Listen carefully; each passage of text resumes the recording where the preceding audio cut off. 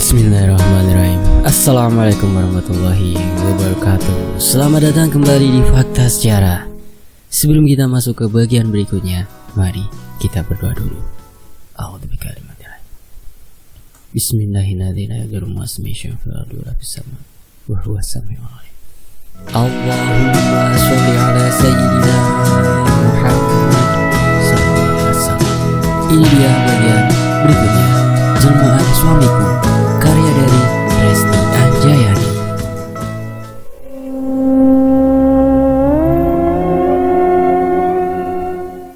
Selang beberapa menit, Bu Vina datang dengan wajah cemas. Sementara aku masih memegangi perutku yang terasa sakit sekali. Ketika Bu Vina melihatku, Bu Vina terperangah kaget. Astagfirullah Put, kamu kenapa? Itu perut kamu kenapa? Seperti orang yang sedang hamil besar, tanya Bu Vina kaget. Gak mungkin Bu, tadi perut putri biasa saja, tiba-tiba saja barusan jadi besar begitu, kata Mas Rian menimpali. Sementara aku masih mengerang kesakitan. Tolong saya, kataku terbata-bata. Lalu aku merasa tiba-tiba mataku gelap. Saat ku tersadar, aku kini berada di sebuah ruangan dengan tancapan selang dari infusan di tanganku. Kulihat ada Mas Rian dan Bu Vina di sampingku yang sedang tertidur. Aku pun langsung meraba perutku seketika. Teringat tadi sebelum aku tidak sadarkan diri saat perutku membesar. Ketika ku raba dan aku lihat, ternyata perutku sudah mengecil dan kembali ke bentuk semula. Apakah aku tadi sudah melahirkan atau sudah dioperasi? Begitu banyak pertanyaan di dalam pikiranku. Mas, bangun, kataku dengan suara pelan. Sayang, kamu sudah bangun. Apa yang kamu rasain sekarang? Biar Mas panggilkan dokter ya, tanya Mas Rian cemas. Aku gak apa-apa Mas, tapi perutku, apa yang terjadi dengan perutku? Bukannya tadi perutku membesar seperti orang hamil. Apa aku sudah melahirkan? Tanyaku. Enggak Put. Saat Mas dan Bu Vina membawamu ke rumah sakit, di perjalanan perutmu mengecil dengan sendirinya. Bahkan ketika kamu tidak sadarkan diri, dokter sudah memeriksa dan perutmu sudah di USG, tapi tidak ada janin ataupun tanda-tanda kehamilan di sana. Bahkan dokter tidak percaya dengan cerita kami dan menyatakan bahwa kamu sehat, kata Mas Rian. Apa? Kenapa semua ini terjadi, Mas? Apa yang terjadi denganku? Aku pun menangis seketika. Aku merasa frustasi memikirkan kejadian yang ada di luar nalar ini. Mas Rian langsung memelukku. Sabar ya sayang, kita akan cari tahu semuanya sampai terungkap. Aku sudah menelpon Bapak untuk membantu masalah kita. Kami pun pulang dari rumah sakit karena aku merasa tidak betah dan ingin cepat pulang ke rumah. Hari sudah malam. Kulihat Mas Rian sedang menyiapkan makanan untuk kami. Sementara aku sedang menggendong Giska sambil menatap Mas Rian. Entah kenapa ada perasaan benci dan jijik saat melihat suamiku itu. Rasa benci ini muncul begitu saja hingga aku sulit membendung perasaan ini. Mas Rian membawa sebuah piring berisi makanan. Dia hendak menyuapiku. Sini sayang, makan dulu, Mas suapin ya, sambil mendekatiku. Buak! Aku tepis tangan Mas Rian yang hendak menyuapiku, sehingga membuat sendok, piring dan makanan jatuh, tumpah berserakan di lantai. Pergi! Aku benci kamu! Pergi! Aku ingin kita berpisah! Mas Rian terperangah melihat sikapku yang berubah secara tiba-tiba. Kamu kenapa sayang? Kok ngomongnya gitu? Tanya Mas Rian bingung. Pergi! Aku tidak ingin melihatmu lagi, teriakku. Entah apa yang merasuki pikiranku hingga bisa berkata seperti itu. Aku tidak bisa mengontrol emosi, omongan, dan pikiranku sendiri. Giska yang sedari tadi di pangkuanku kini menangis mendengar teriakanku. Mas Rian yang melihatnya langsung menggendongnya untuk menenangkannya tanpa mengikuti perintahku untuk pergi. Aku yang melihat Mas Rian masih berdiri di sampingku semakin tersulut emosi. Kulihat pecahan piring yang masih berserakan tadi. Tiba-tiba, seperti ada yang membisikkanku untuk menusukkan pecahan piring tersebut ke perut Mas Rian. Hati kecilku berontak, tapi apa yang aku ucapkan dan aku lakukan sekarang jadi tidak terkontrol. Seperti ada yang mengendalikanku. Aku pun mengambil pecahan piring tersebut.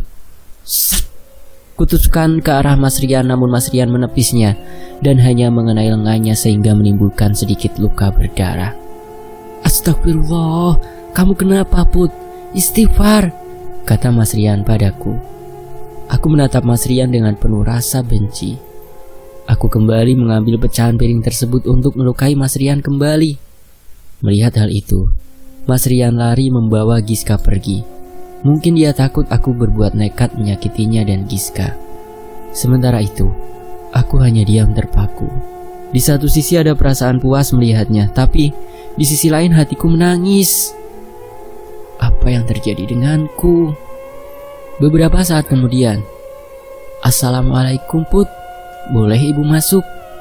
Terdengar suara Bu Vina mengucapkan salam. Masuk saja, kataku dengan ketus. Bu Vina pun masuk ke dalam rumah. Put, ibu mau bicara. Sebenarnya kamu kenapa? Itu Rian dan Giska ada di rumah ibu sekarang, kata Bu Vina. Emosiku muncul lagi mendengar nama Mas Rian. Entah kenapa ini bisa terjadi, padahal Mas Rian tidak mempunyai salah kepadaku. Jangan bicara lagi tentang dia. Aku tidak mau mendengarnya, kataku marah. Istighfar Put, ibu yakin ini bukan kamu. Kamu tidak seperti ini, kata Bu Vina. Aku pun melotot menatap Bu Vina. Kamu gak usah ikut campur, ini urusanku. Pergi sana. Aku pun mengusirnya. Bu Vina pun pergi dengan wajah ketakutan. Bu Vina kembali ke rumahnya dengan wajah ketakutan setelah menemuiku. Ada apa Bu? Bagaimana reaksi Putri tadi? Tanya Mas Rian. Rian, sepertinya ada yang aneh dengan istrimu. Dia seperti bukan putri yang ibu kenal, kata Bu Vina. Sebenarnya apa yang terjadi Bu? Kenapa semenjak Rian pergi meninggalkan Putri sebulan lebih yang lalu, sikap Putri jadi aneh? Bahkan rumah kami pun terasa menyeramkan sekarang. Ditambah lagi kejadian di malam itu saat perut Putri tiba-tiba membesar dengan sendirinya. Apa yang sebenarnya terjadi? Tanya Mas Rian kebingungan. Rian, sepertinya istrimu sedang diganggu jin atau makhluk halus. Dia bercerita sebulan belakangan ini sering didatangi sosok yang menyerupaimu, dan ibu serta Bu Yuli pun pernah melihatnya, sehingga kami percaya terhadap apa yang dikatakan Putri, kata Bu Vina. Apa? Itu tidak mungkin Bu. Sebulan belakangan ini saya tidak pernah pulang karena ada sesuatu. Baru sekarang saya pulang. Bagaimana mungkin itu bisa terjadi? Tanya Mas Rian seakan tidak percaya dengan apa yang dikatakan Bu Vina. Memang itu yang terjadi. Ibu juga yakin karena pernah melihatnya sendiri, kata Bu Vina meyakinkan. Lalu apa yang harus saya lakukan sekarang Bu? Putri pun sekarang jadi membenci saya tanpa sebab. Nak Rian, sebaiknya kamu harus membawa istrimu untuk berobat. Ada hal yang tidak beres, kata Bu Vina. Iya Bu, Rian juga berpikiran yang sama. Nanti besok Mbak Yuni akan kesini untuk membantu kami menjaga Giska, kata Mas Rian. Mbak Yuni siapa? Kakakmu? Iya, Mbak Yuni kakak saya Bu. Kebetulan rumahnya tidak terlalu jauh dibandingkan dengan keluarga yang lainnya. Mau menghubungi yang lain saya nggak enak, kata Mas Rian. Ya sudah, Ibu doakan semoga Putri bisa seperti sedia kala lagi ya, kata Bu Vina.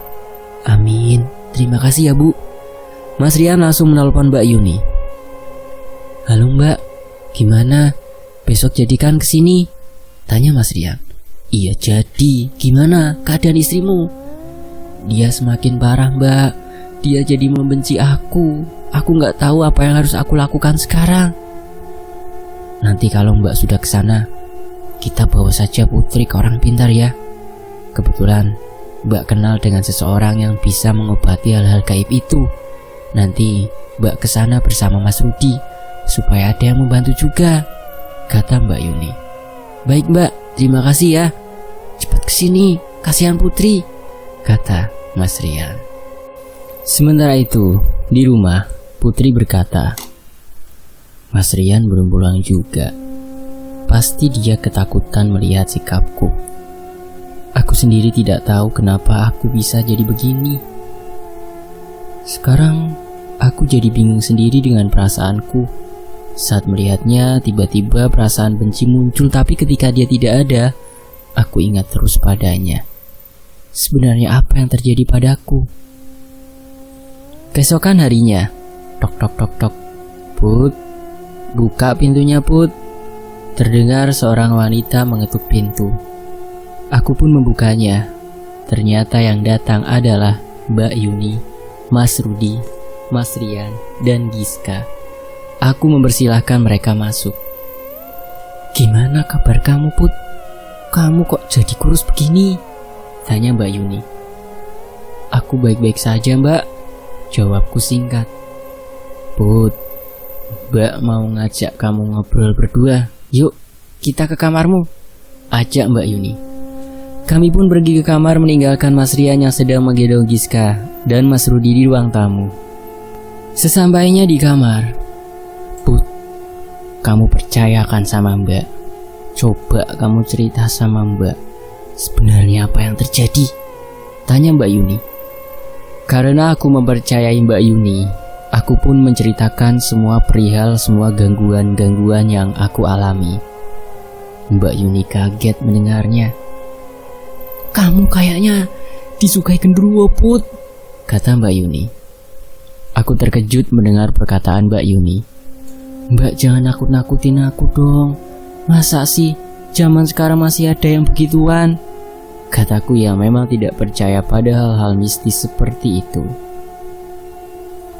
Cerita kamu sama persis dengan teman Mbak. Tapi tenang saja Put, Mbak bakal bantuin kamu. Itu juga kalau kamu mau Mbak bantu. Teman Mbak bisa sembuh berkat seseorang kenalan Mas Rudi, kata Mbak Yuni. Aku diam sejenak dan berpikir, haruskah aku menerima bantuan dari Mbak Yuni? Tapi aku ingin sembuh, karena aku merasa memang ada yang janggal dengan diriku. Akhirnya aku menerima bantuan dari Mbak Yuni. Iya Mbak, Putri mau diobati, kataku. Ya sudah, kita berangkat sekarang juga ya, kata Mbak Yuni. Kami pun akhirnya berangkat ke suatu tempat kenalan Mas Rudi yang katanya bisa menyembuhkan gangguan-gangguan yang ku alami. Kami berangkat menuju sebuah kota di Jawa Tengah. Perjalanan memakan waktu beberapa jam. Kami sampai malam hari. Sesampainya di rumah yang dituju, aku melihat di halamannya tampak beberapa laki-laki memakai baju hitam. Kami menyalami mereka satu persatu. Setelah itu barulah kami dipersilahkan masuk ke dalam rumah. Aku melihat di sekeliling ruangan itu, tembok-temboknya ditutupi kain berwarna hitam dengan minim penerangan. Suasana di sini sangat mistis, membuat bulu kuduku berdiri tiada henti. Kami semua duduk berhadapan dengan sebutlah dukun ya. Dukun itu karena penampilannya memang seperti dukun. Kamu diikuti sosok tinggi besar dan hitam, kata dukun itu menunjuk padaku. Kami semua kaget. Dari mana dia bisa tahu? Coba ceritakan apa saja yang kamu alami, tanya dukun itu yang seolah tahu bahwa aku yang bermasalah di sini. Akhirnya Aku menceritakan semua gangguan dan kejadian aneh yang aku alami dengan detail pada dukun itu. Sesudah aku ceritakan semuanya pada dukun itu dengan detail, lalu dukun itu menyuruh semua orang meninggalkan kami berdua.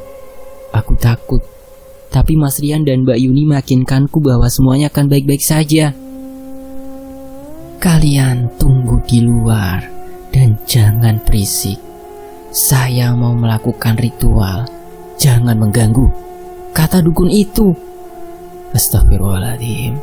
Akhirnya Mbak Yuni, Mas Rian, dan Mas Rudi meninggalkan aku dan dukun itu berdua di ruangan ini.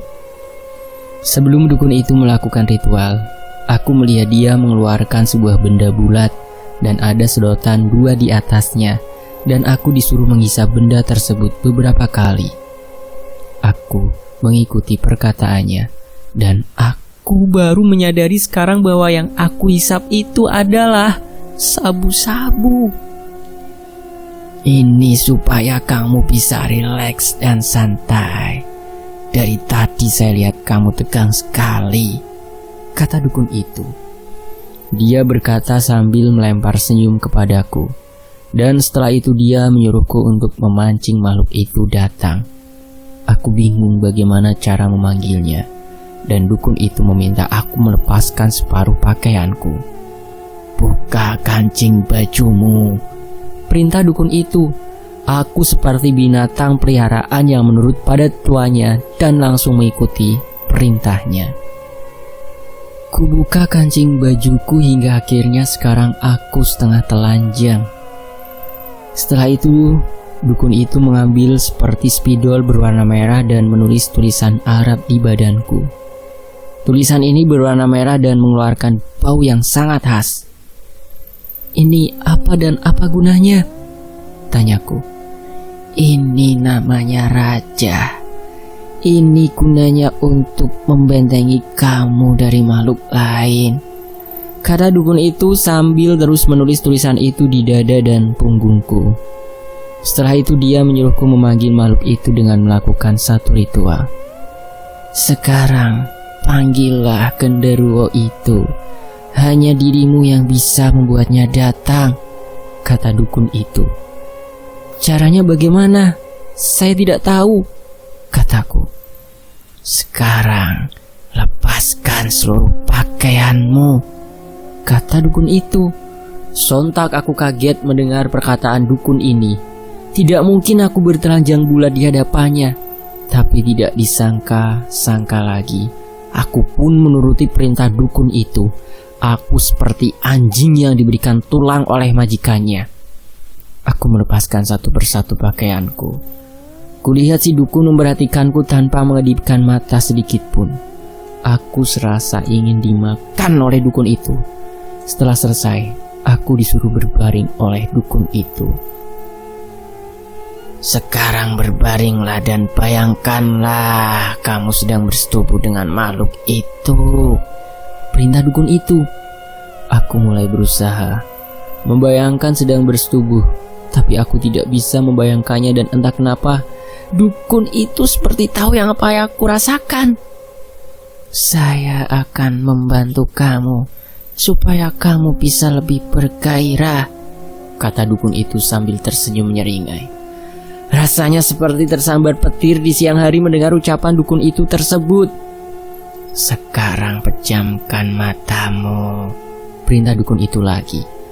Mataku mulai terpejam dan aku mulai merasakan sesuatu. Seperti ada yang bermain di area dada dan leherku.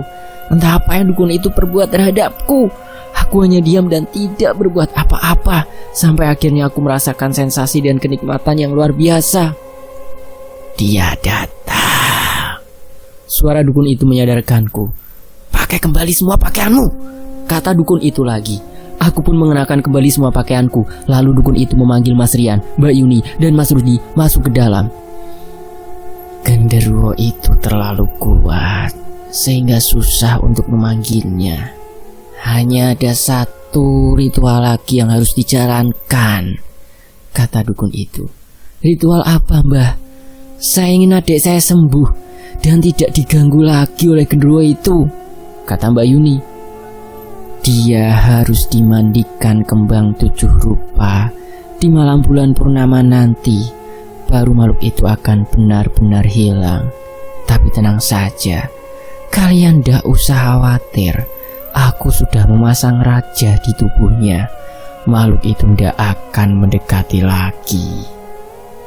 Setelah mendengar penjelasan dari dukun itu, kami pun berpamitan pergi. Aku merasa pusing. Tubuhku terasa melayang-layang. "Kamu gak apa-apa kan, Put?" tanya Mas Rian padaku. Mas Rian membantu membopongku masuk ke dalam mobil yang setengah sadar.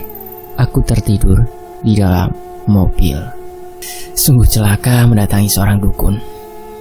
Di tengah perjalanan pulang, tiba-tiba saja mobil ini mogok. Suasana sepi karena kendaraan mogok di tengah jalanan yang banyak pepohonannya, gelap dan sunyi. "Kenapa sih mobilnya bisa mogok?" tanya Mbak Yuni pada Mas Rudi.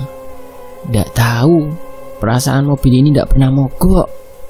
"Sebentar, aku turun dulu untuk mengeceknya," kata Mas Rudi. Tiba-tiba, aku seperti mendengar suara yang menggelegar. Entah suara apa. Aku langsung beringsut mendekati Mas Rian. "Mas, kamu denger nggak?" tanyaku sambil ketakutan. "Suara apa?" tanya Mas Rian heran. "Itu kayak ada suara aneh gitu," kataku ketakutan. "Sudah, mungkin kamu lagi pusing. Sekarang kamu tidur saja ya," kata Mas Rian yang tidak percaya perkataanku. "Mas, tapi aku mendengarnya jelas. Suaranya menggema dan bergetar. Menyeramkan sekali." Mobil yang kami tumpangi malah mogok di tempat yang sepi seperti ini. Mas Rian turun membantu Mas Rudi mengecek mobil. Setelah beberapa saat akhirnya mobil menyala kembali dan kami melanjutkan perjalanan. Setelah mengantarkan kami pulang, Mas Rudi dan Mbak Yuni berpamitan pulang ke rumahnya langsung. Memang jarak rumahnya dengan rumahku hanya setengah jam perjalanan saja kalau naik mobil. "Kenapa nggak nginep di sini aja sih, Mbak? Emangnya nggak capek?" tanya Mas Rian. "Lain kali deh Mbak mampir ke sini. Ini sudah pagi. Mbak harus ngambil Rio soalnya dia dititipkan sama tetangga," kata Mbak Yuni. Akhirnya mereka berdua pergi. Sekarang hanya tinggal aku, Mas Rian, dan Giska berada di rumah. "Mudah-mudahan makhluk itu nggak ngeganggu kamu lagi ya sayang," kata Mas Rian. "Iya Mas, aku juga harap juga begitu," kataku. Kami pikir setelah dukun itu mengobatiku, makhluk itu bakalan pergi. Tapi ternyata aku salah. Hari berganti. Sesudah melakukan ritual itu, aku merasa ada yang aneh dengan diriku. Setiap aku tidur, aku merasa ada yang memperhatikanku. Dan setiap kali balik badan, selalu ada selintas bayangan hitam tinggi besar. Tapi aku berpikir, mungkin itu cuma pikiranku saja. Apalagi soal ibadah. Semenjak sering bermimpi bersetubuh dengan makhluk itu, aku memang sudah lama tidak beribadah. Rasanya berat dan malas sekali. Aku tidak menceritakannya lagi kepada siapapun. Lebih baik aku memendamnya sendiri. Aku tidak mau merepotkan banyak orang lain lagi. "Sayang, gimana? Sekarang kamu sudah tidak pernah diganggu makhluk itu lagi kan?" tanya Mas Rian padaku. "Enggak Mas," jawabku berbohong. "Syukurlah, berarti pengobatan di kenalannya Mas Rudi itu manjur," kata Mas Rian. Padahal sebenarnya gangguan itu masih sering muncul. Bahkan aku merasa bahwa genderuwo itu masih menikmati tubuhku sampai sekarang. Astagfirullah. "Besok Mas mau berangkat lagi bekerja. Mas gak enak sudah izin terlalu lama," kata Mas Rian kepadaku. "Tapi Mas, aku masih takut. Kamu jangan pergi lagi. Aku takut makhluk itu menyamar lagi menjadi kamu," kataku ketakutan. "Mas bingung. Kalau Mas terus-menerus gak kerja, Mas pasti bakal dikeluarkan dari pekerjaan. Tapi Mas juga gak tega kalau harus meninggalkan kamu," kata Mas Rian. Aku juga sebenarnya bingung harus berbuat apa. Kalau Mas Rian gak bekerja, Bagaimana bisa kami mendapatkan uang buat biaya hidup sehari-hari? Mas nyari kerja saja di sini ya, kataku. Nyari kerja kemana, Put? Sekarang susah nyari pekerjaan. Apalagi Mas cuma lulusan SMA. Mau kerja apa coba di sini? Kata Mas Rian yang membuatku semakin bingung. Aku masih takut kalau harus ditinggalkan sendirian, karena aku merasa genderuwo itu masih ada, belum meninggalkanku. Ketika aku dan Mas Rian mengobrol, datanglah beberapa tetanggaku, yaitu Bu Vina, Bu Yuli, dan Bu Asti. Mereka datang menjengukku karena mereka yang tahu apa yang terjadi menimpaku. Assalamualaikum. Waalaikumsalam. Ayo masuk ibu-ibu, kataku. Mereka pun masuk ke dalam rumah. Gimana keadaan kamu sekarang, Put? Tanya Bu Vina. Saya baik-baik saja, Bu. Terima kasih ya, ibu-ibu sudah datang ke sini menjenguk, kataku. Rian belum berangkat kerja lagi? Tanya Bu Yuli pada Mas Rian. Belum, Bu. Saya kasihan sama Putri kalau ditinggalkan sendirian. Bukannya waktu itu sudah diobati ya? Mudah-mudahan saja nggak terjadi apa-apa lagi, Put. Kamu tenang saja, Ibu bakal bantu jagain Putri kok, kata Bu Vina. Terima kasih banyak ya, Bu. Ibu baik sekali. Ibu sudah saya anggap seperti saudara sendiri, kataku pada Bu Vina. Iya sama-sama, Put. Sama-sama, Rian, kata Bu Vina. Kalau Mas tinggal kerja lagi, gak apa-apa kan? Tanya Mas Rian lagi. Ya sudah, Mas, gak apa-apa. Kapan Mas berangkat lagi? Tanyaku. Meskipun berat, akhirnya aku mengizinkan Mas Rian bekerja lagi. Besok ya, jawab Mas Rian. Singkat cerita, keesokan harinya Mas Rian berpamitan untuk bekerja lagi di luar kota. Rumah terasa sepi lagi karena hanya ada aku dan Giska. Setelah berobat ke dukun itu, mudah-mudahan saja genderuwo itu tidak berani mendekatiku lagi. Dukun itu juga sudah memasang rajah di badanku. Mungkin itu semacam penangkal atau apalah, aku tidak tahu. Siang ini aku memandikan Giska. Setelah selesai, aku menyusuinya sampai Giska tertidur. Aku melanjutkan memasak makanan di dapur. Ketika aku sedang mengaduk masakan, tiba-tiba saja aku melihat dengan ujung mataku seperti ada seseorang yang sedang berdiri di pojok dapur.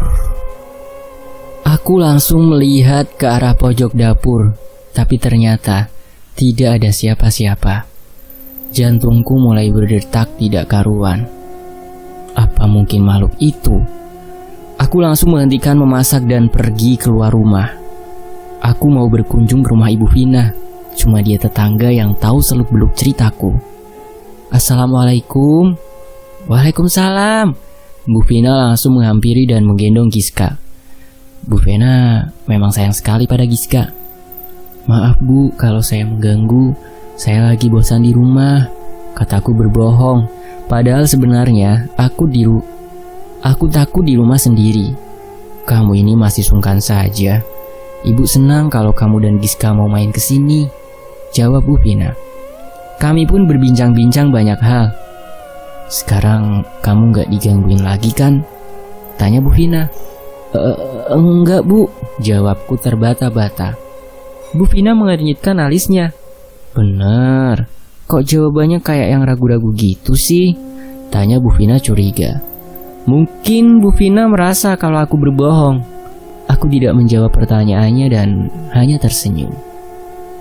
Tak terasa hari sudah sore. Aku pun pulang ke rumah, mau tidak mau. Malam pun kembali tiba. Aku tidur di samping Giska. Tiba-tiba saja aku merasa tubuhku tidak bisa digerakkan. Aku berusaha menggerakkannya tapi tidak bisa. Aku juga berusaha berteriak tapi tidak bisa. Apa yang terjadi? Setiap tengah malam sampai subuh, aku selalu merasa begitu. Mungkin ini yang dinamakan erep-erep atau tindih setan lebih tepatnya. Itu terjadi hampir setiap hari tanpa henti. Semakin aku mencoba melawan dan banyak berdoa, semakin kuat rasanya sampai akhirnya aku membiarkan kejadian itu terjadi. Iya, Aku pasrah karena aku bingung harus melakukan apa. Wah, kisah dari putri ini semakin menyedihkan ya, kasihan. Nanti kita sambung lagi ke bagian berikutnya. Tetap di Fakta Sejarah. Terima kasih ya. Wassalamualaikum warahmatullahi wabarakatuh.